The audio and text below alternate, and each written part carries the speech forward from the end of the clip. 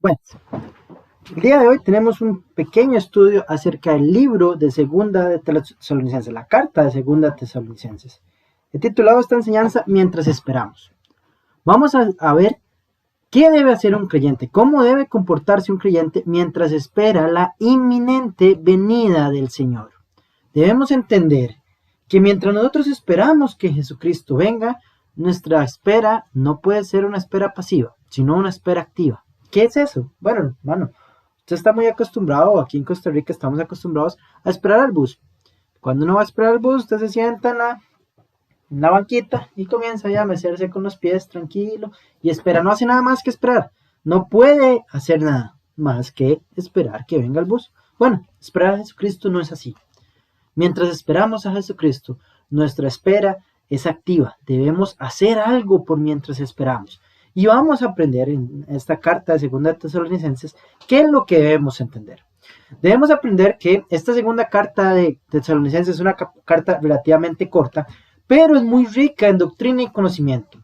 Los tesalonicenses habían sido muy perseguidos y atacados por su fe, y esto, si usted lee en Hechos capítulo 7, 1 al 9, puede ver cómo Pablo tuvo que salir huyendo, tuvo menos de 3 semanas para estar con ellos, y debido a esto y a la persecución tan fuerte que se formó allá, cuando Pablo se va al otro pueblo que es Berea, vuelve a ser perseguido por los tesalonicenses, por la gente de Tesalónica, y entonces él se preocupa y envía a Timoteo a confirmarlos y animarlos. Esto lo vemos en la primera carta de Tesalonicenses, capítulo 3, versos 1 al 6. Ahora, resulta ser que después de esta primera carta, llegó otra carta a los tesalonicenses que les decía que ya estaban viviendo la gran tribulación. No era de extrañar que ellos se dejaran confundir por esto, debido a que ellos se sentían realmente angustiados, realmente estaban en una situación de aflicción y persecución.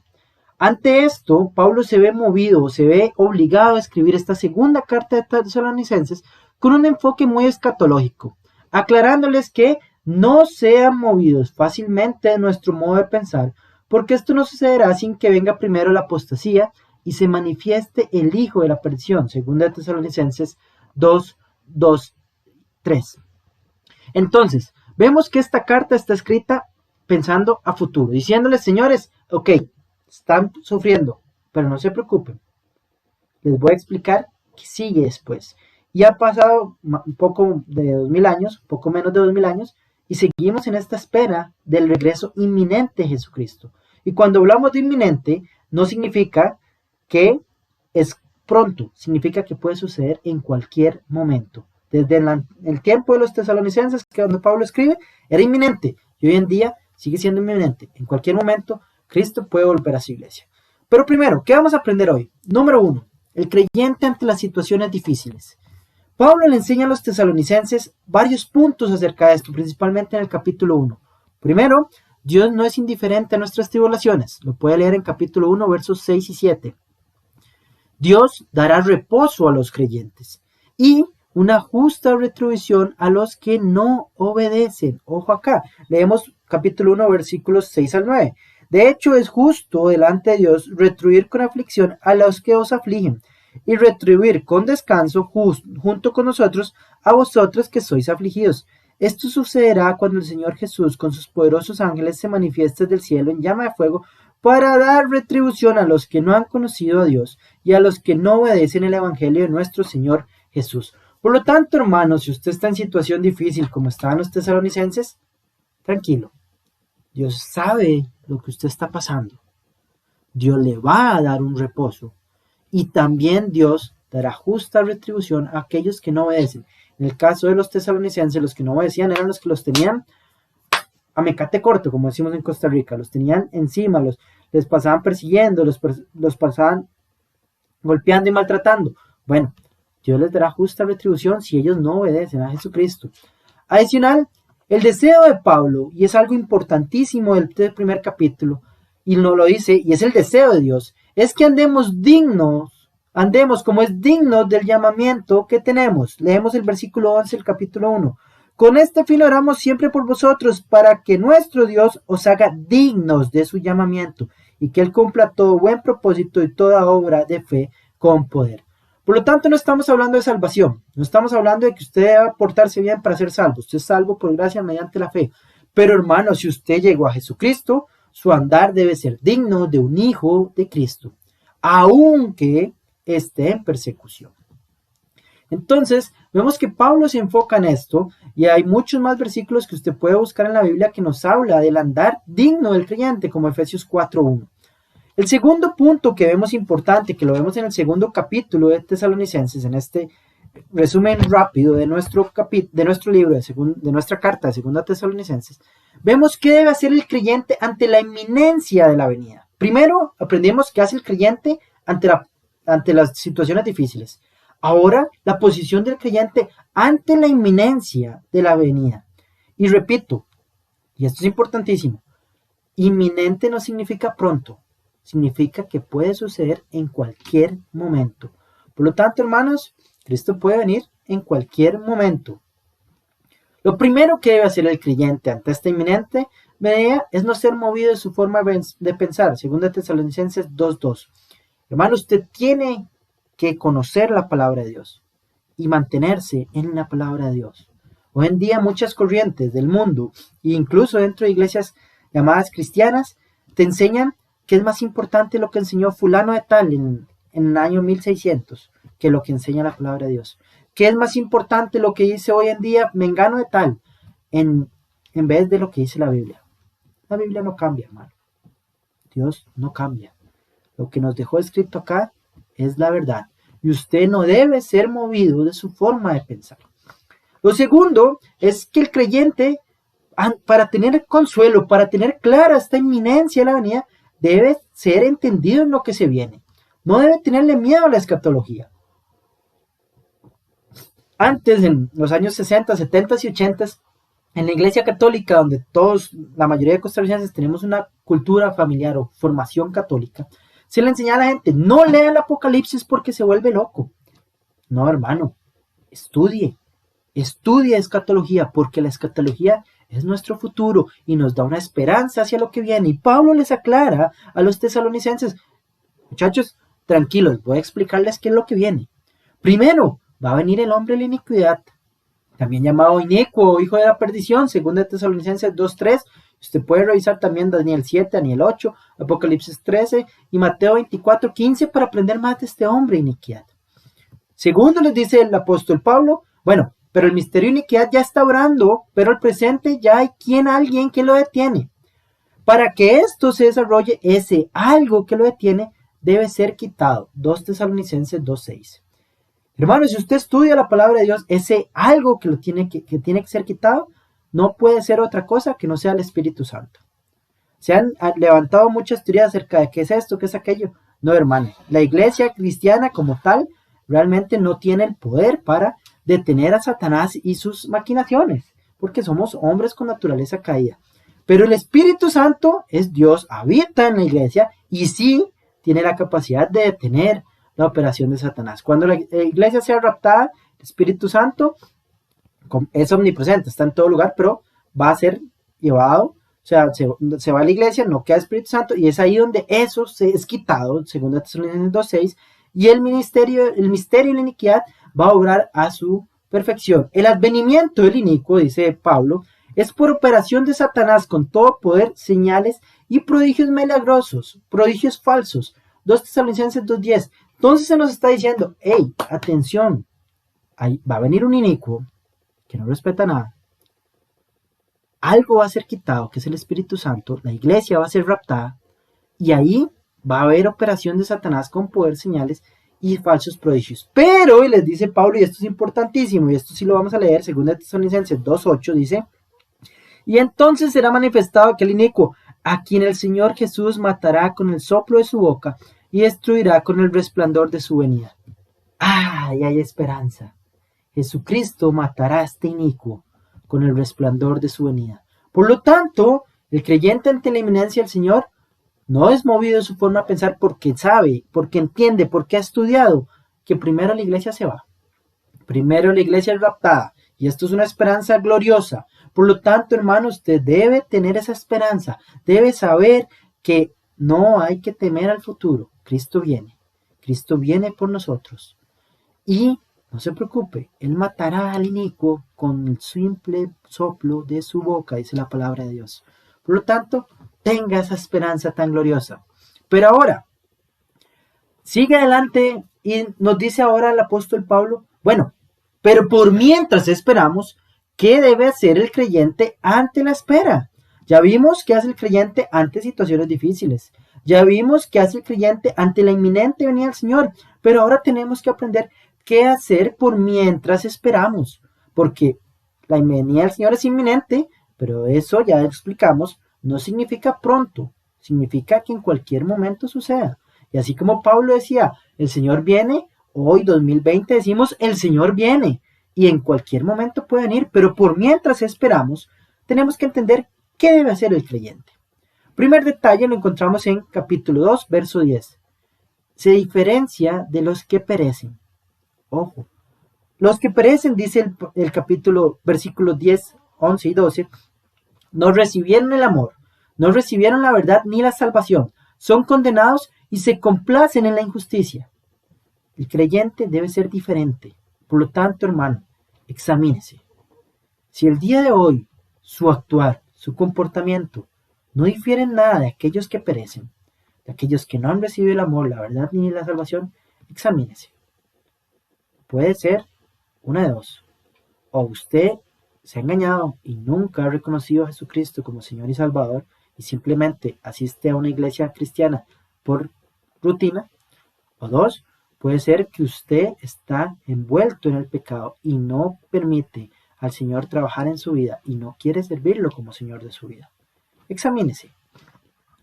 Porque ¿qué más tiene que hacer el creyente ante esta espera? Bueno, debe dar gracias, versículos 13 y 14 del capítulo 2. El creyente debe vivir en una acción de gracias. ¿Por qué? Porque somos escogidos para salvación, porque somos santificados por el Espíritu Santo, por la fe en la verdad y esto me encanta, porque veremos la gloria de Jesucristo.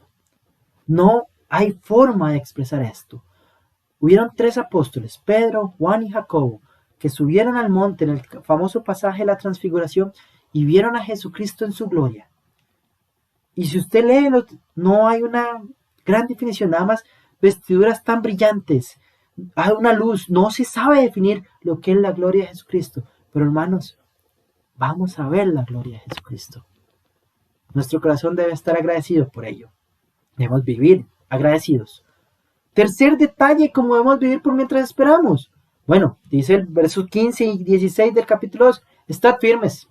Y esto, cuidado, esto no es tan fácil como suena. Estad firmes reteniendo las doctrinas en el amor y gracia a Dios, firmes en el consuelo eterno y la buena esperanza. ¿Por qué les digo que no es tan fácil? Porque la palabra, o cuando Pablo dice estad firmes, se refiere al soldado que plantaba su escudo y resistía a los ataques, resistía al enemigo, y eso no es tan sencillo. En una cultura no bélica como la nuestra, es difícil de entender. Pero hermano, cuando usted sienta ataques de Satanás, cuando usted sienta que el mundo está encima suyo, cuando usted vea que en el mundo pareciera ser que está mejor, ahí puede correr el riesgo de quererse ir y no estar firmes. Por eso Pablo nos dice, mientras esperamos, esté firme en el consuelo y en la buena esperanza que tenemos. No lo olvide. Recuerde el Salmo de Asaf, como Asaf dice, ¡ay, por poco resbalé viendo la prosperidad de los impíos! Cuidado, hermano, y usted por estar viendo al mundo, por estar recibiendo ataques, deja de estar firme y puede caer. Tercer o cuarto paso que debemos, o cuarta cosa que debemos estar haciendo por mientras esperamos. Dice el versículo 17, haced lo bueno, en lo que hacemos y en lo que decimos. Nuestro testimonio puede llevar a las personas del engaño de Satanás hacia la luz de Cristo. Por lo tanto, hermano, el cristiano debe entender que debe hacer lo bueno. Y no es que se rasgue las vestiduras y se porte bien y se vista de blanco y parezca santito. No, hermano. La palabra de Dios nos enseña que Dios ya preparó buenas obras para que anduviésemos en ellas. Por lo tanto, usted lo único que tiene que hacer es lo que Dios le pide que haga. Y al final decir, siervo inútil fui, solo hice lo que me pidieron. No crea que usted es muy bueno, no crea que usted es muy santito. No, usted debe servir a su Señor. Quinto punto, vivir en oración. Segunda Tesalonicenses, ya capítulo 3, verso 1 al 3. El creyente debe vivir en oración constante por sus hermanos. Y hay algo más importante. Vean el versículo 2, dice, lea un poquito del 1. Y así como sucedió también entre vosotros, y que seamos librados de hombres perversos y malos, porque no es de toda la fe, pero fiel es el Señor que os establecerá y os guardará del mal. El creyente debe vivir en oración, debe vivir en constante oración por los hermanos, y también debe tener la humildad de pedir oración por sí mismo hacia los demás. Pablo, el gran apóstol a los gentiles, pedía oración por sí mismo. Dios es fiel y siempre va a contestar nuestras oraciones. Puede que conteste con sí o puede que conteste con no. Pero la oración, pues, es un mandato, es una obligación, es una necesidad del creyente. Vivir en oración por mientras esperamos la inminente venida del Señor Jesucristo es una necesidad nuestra. Es un mandato, es una obligación. No es algo que hacemos antes de dormir, un ratito en la mañana y antes de comer.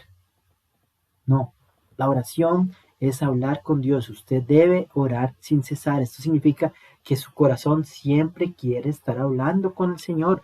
Está bien, su mente tiene que estar en el trabajo, en los niños, en esto y en lo otro.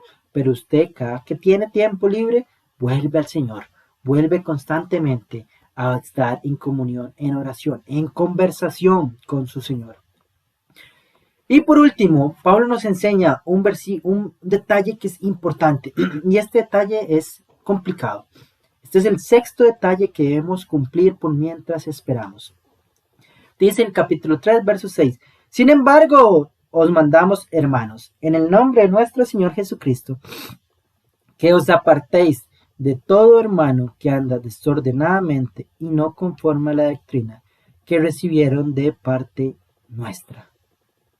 Si usted sigue leyendo los pasajes, va a notar que cuando Pablo habla de el desordenado, no habla solo de pecados escandalosos y socialmente mal vistos. Porque eso en nuestra cultura y en nuestra mentalidad es muy fácil. Usted no se quiere juntar con alguien que es drogadicto, con algún asaltante, un narcotraficante, un sicario, con una prostituta. Usted sabe y socialmente es mal visto, entonces usted fácilmente se aparte. Pero Pablo dice en el verso 10, aún estando con vosotros os amonestábamos así, que si alguno no quiere trabajar, tampoco coma. Pablo nos habla de apartarnos del desordenado y pone el ejemplo del ocio. Entonces, ¿por qué digo que es difícil? Porque, hermanos, muchos cristianos en esta época son ociosos. Se van al YouTube, se van al Facebook, nunca se van a la Biblia, ni siquiera trabajan. Chicos que son mantenidos por sus padres, que no les precisa nada, que nada más pasan ahí en redes sociales jugando Fortnite y jugando los jueguitos que salen. Cuidado, hay que apartarse de ellos. ¿Y por qué apartarse? ¡Qué grosero! No, hermano, porque usted debe demostrarle, exhortándolo, que esa forma de vida no está bien. Pero no debe usted estar siempre juntos, porque esas conductas, esas mañas, se le van a pegar. Por lo tanto, apártese del que llamándose hermano sea desordenado.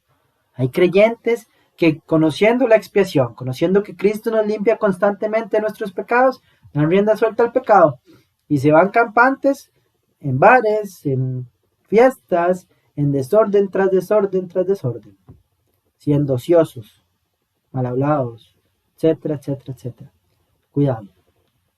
Usted debe apartarse de ese tipo de juntas porque no le conviene, aunque se llamen hermanos. Por lo tanto, realizado este corto y breve estudio de la segunda carta a los tesalonicenses, debemos entender que hay ciertos puntos que son los más relevantes que nos da Pablo en esta carta. Uno, el creyente debe estar firme en lo aprendido en las Sagradas Escrituras, siempre y cuando haya aprendido de las Sagradas Escrituras. Muchos creyentes hoy en día aprenden de Facebook, viendo imagencitas de pseudopastores, de hombres famosos que ponen palabras y sí, la gracia soberana, sí, esto y lo otro. No, hermano, usted aprenda de la palabra de Dios, para eso la tiene. Y una vez que aprenda, esté firme en ella. 2. Tenemos una esperanza gloriosa en la inminente venida del Señor, quien nos tomará para sí antes de la tribulación en un rapto. Entonces, hermano, esa esperanza a usted lo debe llevar a algo. Tiene que quitarse el miedo a futuro, tiene que quitarse el miedo a las preocupaciones actuales. No le estoy diciendo que sea un ocioso, que sea un despreocupado, le estoy diciendo que tenga claro que la venida del Señor es inminente, en cualquier momento puede suceder. Y antes de que se desate la tribulación, antes de lo peor, y esto era importante para los tesalonicenses, que se sentían súper oprimidos, les dicen, no, antes de que venga lo que realmente está mal, vamos por el cielo. ¡Ah! ¡Qué gloriosa esperanza tenemos como creyentes! Pero mientras esperamos, mientras nuestro peregrinaje en la tierra sigue, debemos tener una espera activa, preparándonos y sirviendo al Señor de la mejor manera y con una vida que agrade a nuestro Señor y Salvador. Nuestro llamado es de un altísimo valor, ante lo cual debemos comportarnos como corresponde. Hermano, no puede ser posible pensar que a usted lo envíen de embajador de nuestro país, la República de Costa Rica, menciono Francia, por mencionar un país, y usted llegue embajador en chancletas, pantaloneta, camisa de tirantes, despeinado y sin bañarse. Nadie espera eso de un embajador. ¿Cómo lo esperaríamos? Bien mudado, saquito y corbata, bien peinado, protocolo impecable. ¿Por qué? Porque está representando nuestro país. Bueno, hermano, pues es lo mismo. Usted y yo somos embajadores de Jesucristo y por lo tanto debemos representarlo, debemos demostrar que Jesucristo vive en nosotros. Con esto vamos terminando. Nada más quiero que usted medite en esto y se lleve esto en el corazón. Cristo viene pronto, pero por mientras esperamos, nuestra espera debe ser activa. No es esperarse a que venga el bus balanceándose en la banca. No, hermano. Levántese de la banca. Sirva al Señor en oración. Sirva al Señor apartándose del desordenado. Sirva al Señor haciendo lo bueno, estando firmes, viviendo en una vida de acción de gracias y diferenciándose de aquellos que están en el mundo, que no reciben la salvación y que van a perecer. Gracias.